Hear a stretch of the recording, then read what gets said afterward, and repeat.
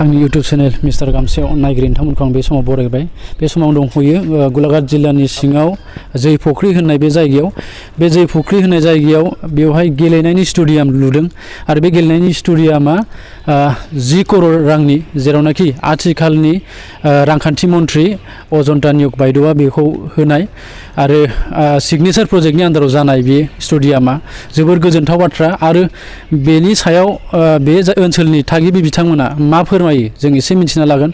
जोंजों लोगोसे दंफायो बिथाङा बिनिनो थागिबि आरो लोगोसे दुलाराय बर' फरायसा आफादावबो गोबाव सम बिथाङा खामानि मावबोगासिनो दं आरो दासिमबो बिथाङा डिस्ट्रिक्ट जिल्ला एबसुनि एडभाइजार जानानै दं। बिथांनि मुङानो जाहैबाय रबिलसन ब्रह्म आदा। बिथाङा दा फोरमायगोन मोनसे समाव बेयाव स्टेडियाम गैयामोन, नङा होमबा? गैयामोन। बै समाव माबायदिमोन दा स्टेडियाम जानानै नोंथांमोननि गोसोआव जेनेबा बे खाथि खाला बा ओनसोलनिफोरनि बिथांमोननि गोसोआव दा मा जानानै दं? बे ओनसोलनि रायजो राजा आरो जों जोबोद गोजोननाय मोनदों आरो लोगोसे जोंनि बे ओनसोलाव जे मोनसे गिदिर मोनसे अनुस्थान जेरै सिगनेचार प्रजेक्टनि 10 कोटि रांनि माने जिथु स्टेडियाम, बे स्टेडियामखौ आसामनि रांखान्थि मन्थ्रि अजन्ता नियक बायद'आ जोंनि सिगां जेरै जोङो गोबां गेलेनायनि गेजेरजों नैबे ओनसोलनिफ्राय मुंदांखा जाबोनो हादोंमोन। जों बुंनांगोन जे थांनाय बै समाव आजि बोसोरबासो सिगां जोंनि बे ओनसोलनिफ्रायनो दिनैनि नैबे जिथुनाखि स्टेडियाम जादोंमोन बे फिल्डनिफ्रायनो इन्टारनेसनेल सासे हिन्जावसा गथ'आ गेलेहैनो हादोंमोन भारतनि माने जोलुर बादायलायनायाव। मा नाममोन बेना? बिथां सबिता नार्जारि। थरायना सबिता नार्जारिया बै समाव माने इन्टारनेसनेल गेम गेलेहैनो हादोंमोन आरो फुटबलाव। दा जोङो जोबोद गोजोननाय मोनदों बे स्टेडियाम जाफुंनायाव। बै समाव स्टेडियाम गैयानोमोन। बे समाव जोंनि बे ओनसोल जयफुख्रि गामिनि बड'फा इयुथ क्लाब होननाय दंमोन। बे बड'फा इयुथ क्लाबा डिस्ट्रिक्टनि स्पर्ट्स एस'सिएसनजों जगाजग खालामनायनि गेजेरजों जोंनि बे ओनसोलनि गेलेग्रा उन्दै उन्दै गथ' सेंग्रा सिख्लाफोरखौ जोङो जोबोद उत्साह आरो खेल माने गोजौ थाखोआव जों लांनायनि मिजिं दंखायोमोन। बे रोखोमै जों दिनैनि नैबे समाव जोङो मोननो हादों आरो। गोजोननाय थाबाय आदाया फोरमायबाय, जोबोर गोजोननाय बुंनांगोन। मानो होनबा बे खाथि खाला गासैबो माने बर' हारिनि सुबुंफ्रा बेवहाय दङ। मानो होनबा बेवहाय माने स्टेडियामनि गोबां आंखालमोन। दिनै बे स्टेडियामा जाफुंबाय।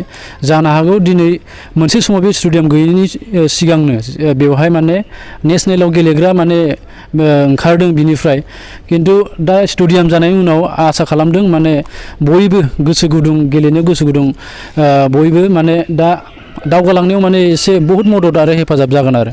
दा नैबे समाव जों दङ बे खाथि जै फुख्रिनिनो थागिबि बिथाङा उमेश मुसाहारि बिथाङा बर्थमान माने फोरोंगिरि मावो। दा बिथांनिफ्राय जों फंनैसो मिथिगोन। दा नैबे स्टेडियामाथ' जाबाय, नङा होमबा? बेवहाय मा मा गेलेनो हागोन जेनेबा बे स्टेडियामाव? गिबियावनो बिथां सोमदोन बसुमतारीखौ साबायखर बावबाय आरो बिथांनि चेनेलखौ गिबियावनो साबायखर बावग्रोबाय। दा जोंनि जायगायाव मोनसे गोजोनथाव खौरां आरो बे मोगथां महर जानानै फैबाय। जों गोबाव समनिफ्रायनो आसा खालामबोबाय थादोंमोन बे जोंनि बे जायगायाव गंसे स्टेडियाम मोजां नांगौ आरो जों दा मोनफुंनो हानाय बायदियानो जाहैबाय।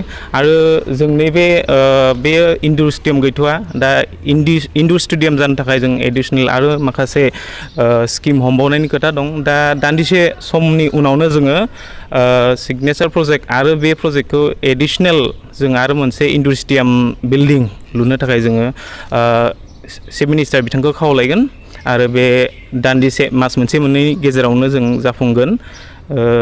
बेनि गेजेरजों जों गोबां जायगानि गथ' गथायफ्रा देहाजों लोगोसे फरायनायावबो जोङो गोसो होनो हागोन। देहा मोजांबासो जों फरायनायावबो जौगागोन। बेनिखायनो समाजा जौगागोन आरो जोंनि जायगानि गासैबो सेंग्रा सिख्ला बेयाव बाहागो लानो हागोन आरो नेसनेल प्लेयार, स्टेट प्लेयार आरो बायदि मिलिटारि पेरामिलिटारिफ्राव जों सुबिदा लाबावनो हागोन होननानै जोङो आसा खालामनो हायो। गोजोननाय जासिबाय बिथांनिफ्राय। बिथाङा जोबोर मोजां माने बाथ्रा बुंबाय। माखासे जोंनाव माने गोबां बेवहाय माखासे सुबुंफोर दं बा फरायसा बिथांमोन दं जेरावनाखि पेरामिलिटारिनि थाखाय गोबां माने खारनो बारनो माने जायगानि अभाब जायो आरो। दा नैबे स्टेडियाम जानाय लोगो लोगो बे पेरामिलिटारिनि लेभेलावबो बहुत प्रेक्टिस खालामनो थाखाय बेवहाय मोनगोन आरो गेलेनाय बिथिङावबो बहुत प्रेक्टिस खालामनो थाखाय बेयाव जायगा मोनगोन दा बिथांनिफ्राय आं एसे सोंनो नाजाबावगोन मथा मथि बियो 90 जौखोन्दोआनोथ' जाफुंनाय बायदि जाबाय नङा होमबा दा खोनानो मोननाय बायदिब्ला जेनेबा जोंनि आसामनि गिबि मन्थ्रि CM बिथाङा